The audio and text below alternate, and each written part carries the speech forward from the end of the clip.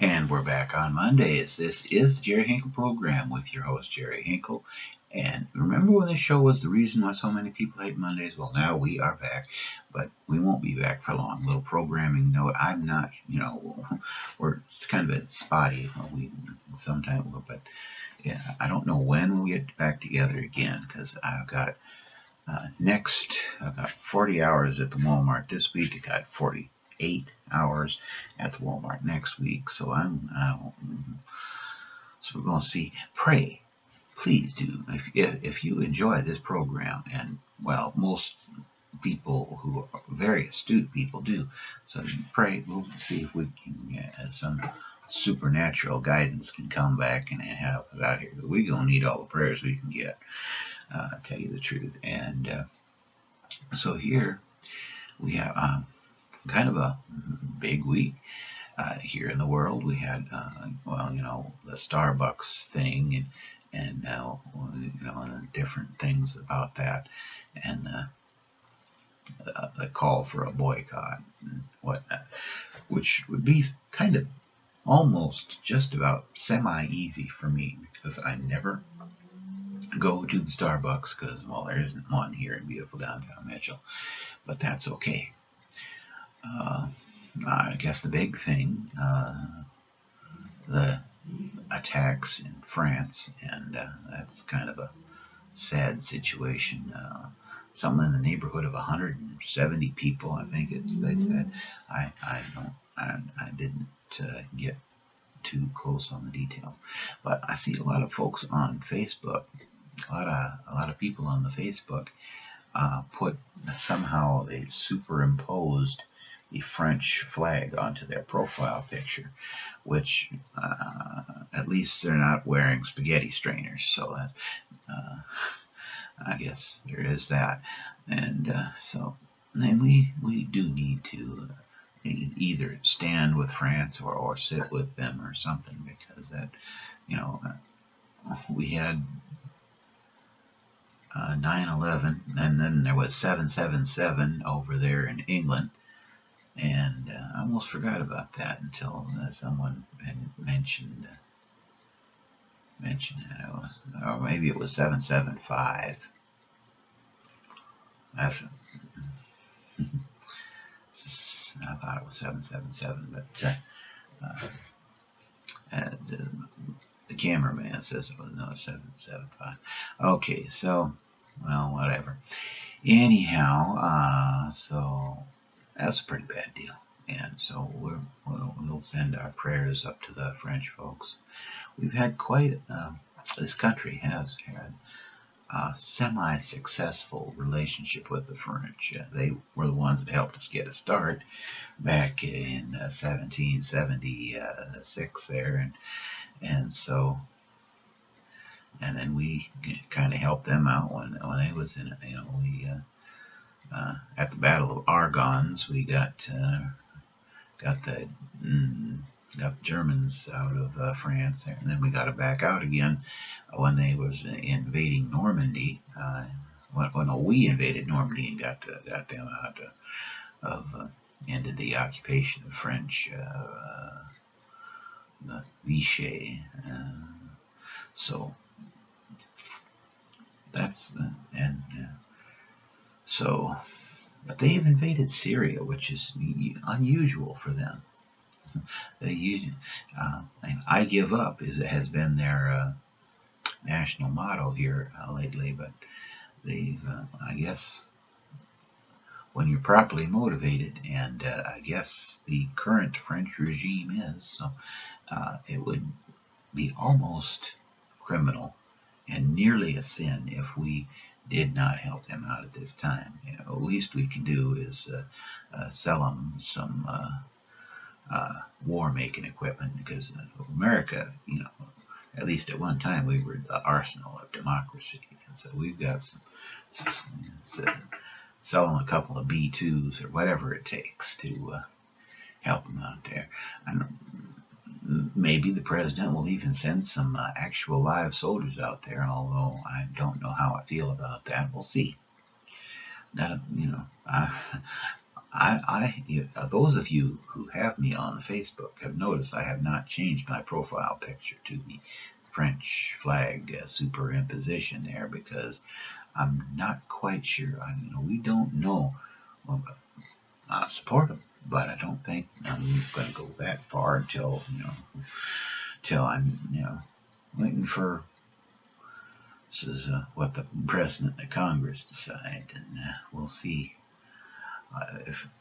if my country needs me to support France. I'm going to be there, because that's the way we operate. So, a little closer to home, I was a participant in the Hunger Summit. But most of my activity was sitting there and listening. I got educated on how bees help the agricultural community. The bee pollination helps out the almond growers. Are 100% dependent on bee pollination to get their crop of almonds in. I did not know that. As a matter of fact, if there aren't any bees on the property, they can't get crop insurance. That was an interesting little side note to that. And well, I learned a little bit more about the organization Feeding South Dakota and different a pastor friend of mine was there, and he was telling me how the setup of the food pantry was for emergency use only, but more and more they're getting a whole lot of repeat business, because the need is ongoing. And I don't know. And just like the last food summit, food insecurity, not just hunger, but food insecurity was touched on. And those of you who can see have noticed that food insecurity is something that I do not struggle with, not at the present time, and neither when I was growing up. I was very blessed in that regard. We may have grown up in poverty, and with all that entailed, but we never went hungry. There was always food on the table, and the only time we ever went hungry was when we refused to eat what was placed before us. And as a matter of fact, one of the few verses that my dad knows by heart is the one where Jesus said, he told his disciples not to waste food. And I can't tell you the chapter and verse on that. I don't know if my dad can either. But it is in there, and yes, you don't waste food. So I always try to bear that in mind. And so I guess that's pretty much all we have for wait a minute. I just almost forgot the most important part, the ratings done. You see, this is November. And so I thought it might be time to do some rating stunts to increase the viewership, because, here lately, and a lot of that is my fault, because my commitment to Walmart seems to be more important than it is to this show. And well, but the problem is, the people at Walmart actually pay me to do all the stuff that I do. This show is apparently only good enough to give away. Ain't nobody paying me to do this show. I only do it because I enjoy it. And speaking of enjoying it, the big thing here in the news, David Hasselhoff has decided to shorten his last name to Hoff. So he's David Hoff now. And I thought, well, maybe I could shorten my last name to Hink. Maybe I could star in a truly awful television program where I play second fiddle to Pamela Anderson's breastage. maybe I can. I kind of doubt that I will, though. I'm not really sure that I want to. I could star in The Young and the Restless. There, I could play a doctor like Mr. Hoff did. But then I thought, no, I can't do any of that for this show right now. It would be next to impossible. Besides that, I don't even know Pamela Anderson's phone number, so we can't even talk to her about it. What we can do, though, however, is that there is one thing that I have in common with Mr. David Hasselhoff, and that is that we both sing badly.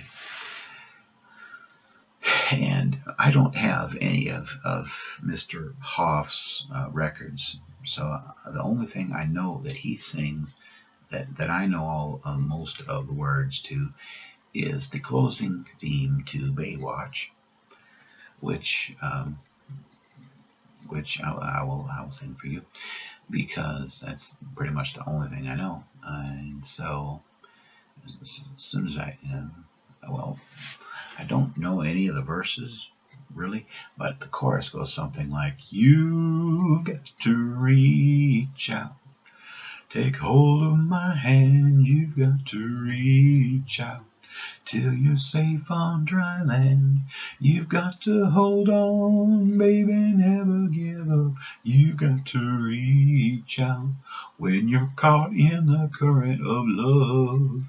And that's our rating stunt. Actually, I'm not sure that qualifies as a rating stunt, because rating stunt means we want the ratings to go up. But when people find out that I sing like David Hasselhoff, we might lose 2 or 3 viewers that we already have, and we'll be stuck with pretty much just my mother and myself again.